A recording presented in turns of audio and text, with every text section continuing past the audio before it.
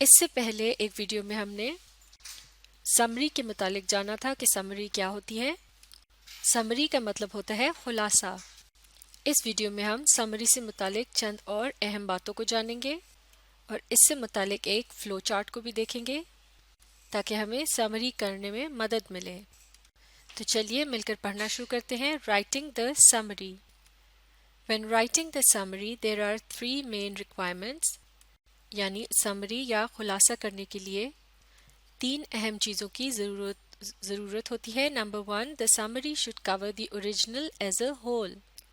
یعنی کسی بھی تحریر کا خلاصہ اس طرح سے کرنا چاہیے کہ وہ دی گئی تحریر کو ایک جامع طریقے سے کور کرے، یعنی اس کے مین آئیڈیا یعنی مرکزی خیال اور کی پوائنٹس کو کور کرے اور غیر ضروری تفصیلات کو خلاصے میں بیان نہ کیا جائے۔ Number 2، the material should be presented in a neutral fashion. یعنی خلاصے کو ایک غیر جانب انداز میں پیش کرنا بہت ضروری ہے۔ معاف کیجیے گا، خلاصے کو ایک غیر جانبدارانہ انداز میں پیش کرنا بہت ضروری ہے، یعنی آپ نے صرف دی گئی تحریر کو مختصر کر کے لکھنا ہے اور اس میں اپنی ذاتی رائے شامل نہیں کرنی۔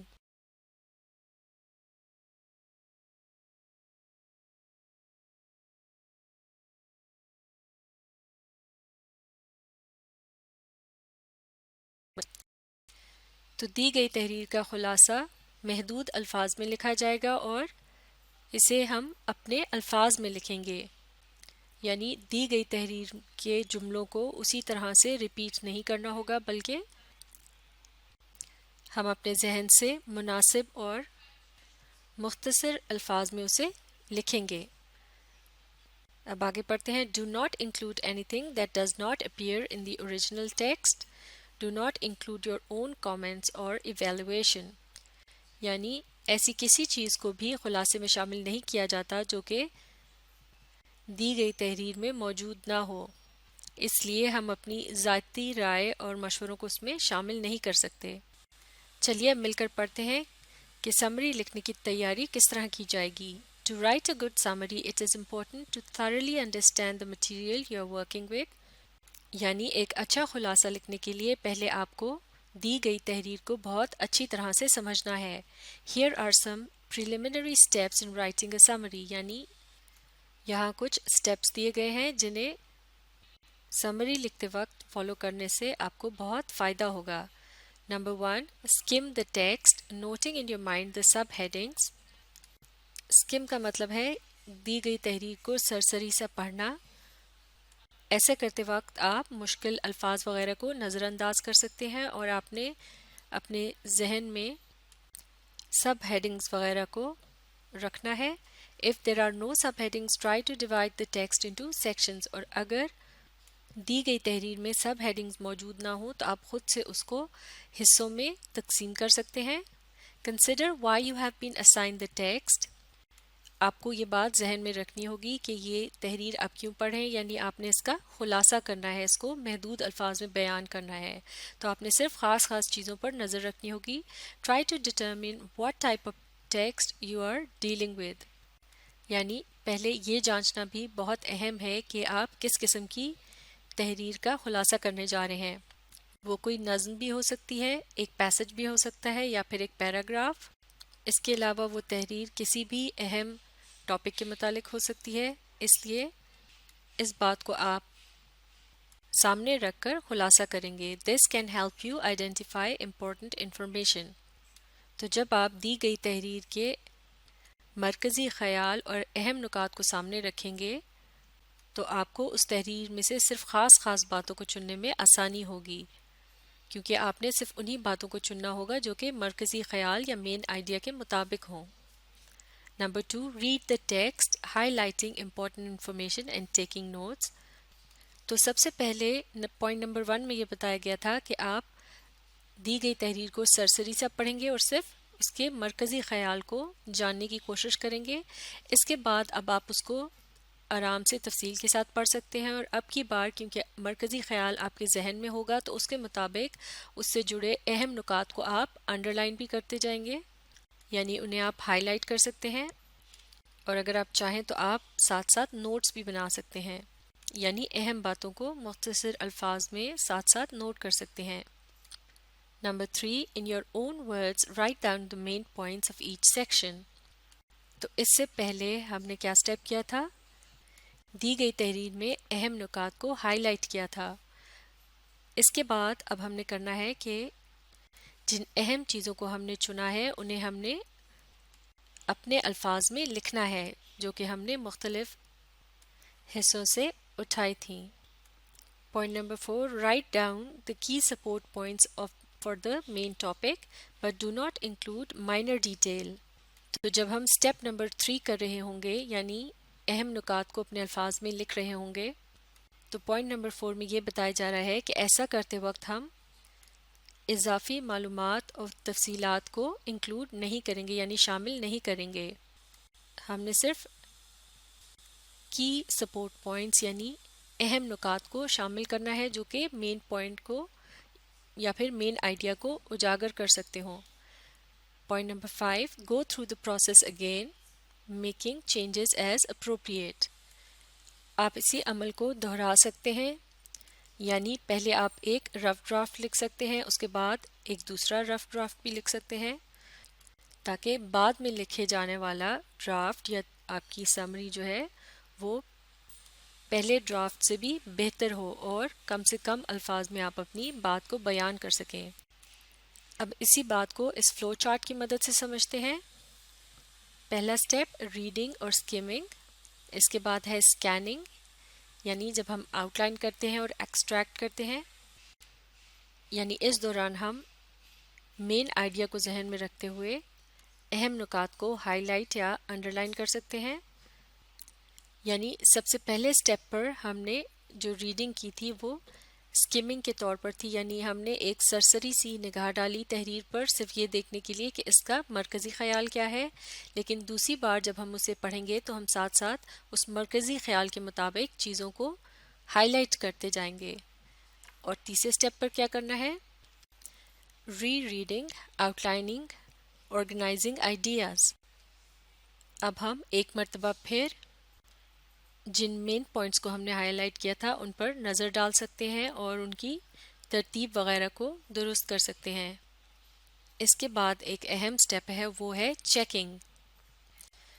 تو اس سٹیپ پر ہم دیکھیں گے کہ آیا ہم نے کوئی غیر ضروری باتیں تو شامل نہیں کر لی، کیونکہ سمری ایک خلاصہ ہوتا ہے اور ہم نے مختصر ترین الفاظ میں اسے بیان کرنا ہوتا ہے۔ اس کے علاوہ اس سٹیپ پر ہم یہ بھی چیک کر سکتے ہیں کہ کوئی اہم بات رہ نہ گئی ہو اور اسے بھی ہم شامل کر سکتے ہیں۔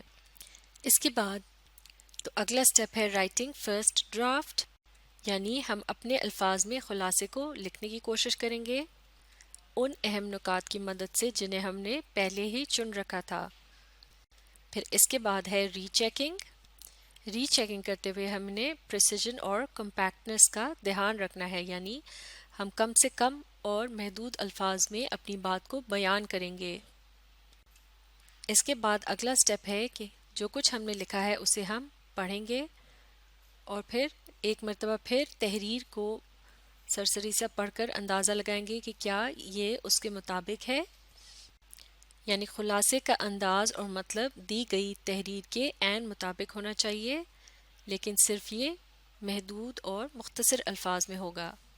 اور پھر اس کے بعد ہم لکھیں گے فائنل ریویژن، یعنی اس سے پہلے ڈسکس کی جانے والی تمام باتوں کو کرنے کے بعد اب ہم سمری لکھنے کے عمل کو ایک اور مرتبہ دہرا سکتے ہیں، یعنی اب ہم ایک سیکنڈ ڈرافٹ بھی لکھ سکتے ہیں، اور اگر آپ چاہیں تو اسی سیکنڈ ڈرافٹ کو فائنلائز کر سکتے ہیں اگر وہ سمری کے معیار پر پورا اترتا ہو۔ تو اسی فلو چارٹ کو نظر میں رکھتے ہوئے ہم دیکھتے ہیں کہ ایک اچھی سمری میں کیا خاص بات ہوتی ہے۔ What is a good summary? Number 1, a good summary should give an objective outline of the whole piece of writing. It should answer basic questions about the original text, such as who did what, where and when, or what is the main idea of the text, what are the main supporting points, what are the major pieces of evidence. It should not be a paraphrase of the whole text using your own words. A reference should be made to the original piece either in the title, a summary of, in the first sentence or in a footnote or endnote.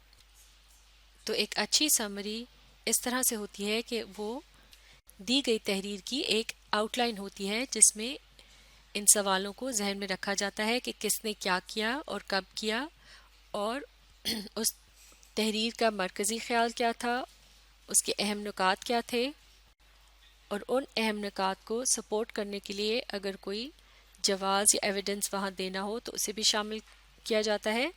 لیکن summary میں دی گئی تحریر کی تمام باتوں کو نہیں لکھا جاتا. سمری کے شروع یا آخر میں آپ مینشن کر سکتے ہیں کہ یہ ایک سمری ہے.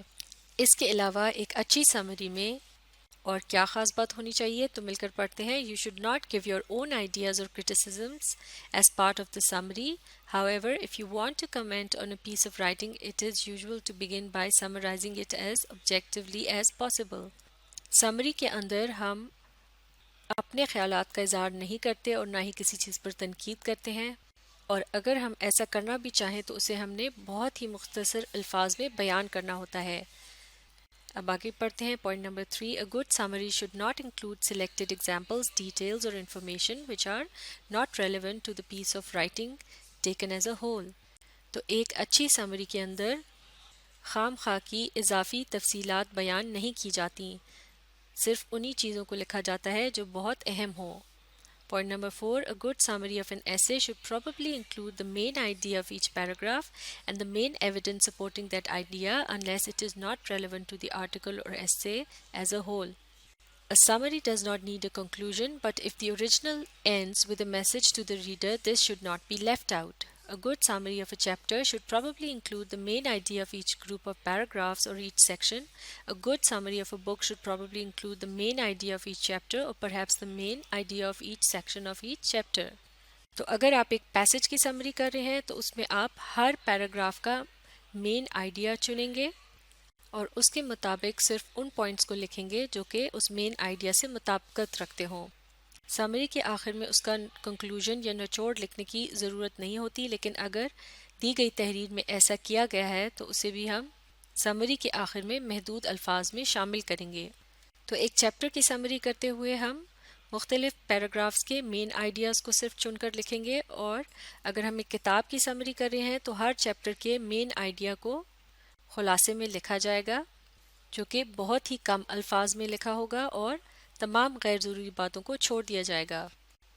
Point number 5. A good summary may use keywords from the original text but should not contain whole phrases or sentences from the original unless quotation marks are used.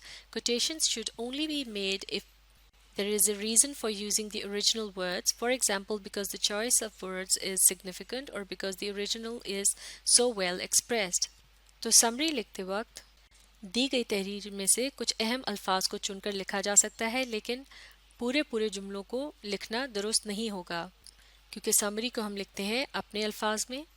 لیکن اگر دی گئی تحریر کے اندر کوئی کوٹیشن موجود ہو، یعنی اسپیچ مارکس کے اندر کسی کے الفاظ کو یا بات کو بیان کیا گیا ہو جو کہ بہت اہم ہو اور مین آئیڈیا کے مطابق ہو، تو پھر اسے ہم سمری کے اندر شامل کر سکتے ہیں، اور اسے بھی ہم صرف تب اسی طرح سے اسی حالت میں لکھیں گے، یعنی کوٹیشن مارکس کے ساتھ، اگر وہ بات بہت اچھے طریقے سے بیان کی گئی ہو اور اسے مزید تبدیل کرنے کی گنجائش نہ ہو. لیکن بہتر یہی ہوتا ہے کہ کوٹیشن میں کہی گئی بات کو بھی ہم اپنے الفاظ میں اور محدود الفاظ میں بیان کر سکیں. اور اب ایک آخری point number 6. Rearranging the words used in the original or keeping the same structure but just substituting different words is not enough. You must express the sense of the original using your own words and structures. یعنی summary لکھتے وقت دی گئی تحریر کے الفاظ اور جملوں کو آگے پیچھے کر کے، یعنی ان میں تھوڑا بہت رد و بدل کر کے لکھنا درست نہیں ہوگا، کیونکہ ایک اچھا خلاصہ وہ ہوتا ہے جسے آپ اپنے الفاظ میں اور اپنے خود کے بنائے ہوئے جملوں کی مدد سے لکھتے ہیں. اب ہم اگلی ویڈیوز میں ایک پوئم اور چند پیسیجز کی سمری کریں گے. تو سمری کے متعلق ان تمام باتوں کو اچھے سے سمجھنے کے لیے آپ اس ویڈیو کو ری پلے کیجئے اور اس کے ساتھ ساتھ پڑھنے اور سمجھنے کی کوشش جاری رکھیے.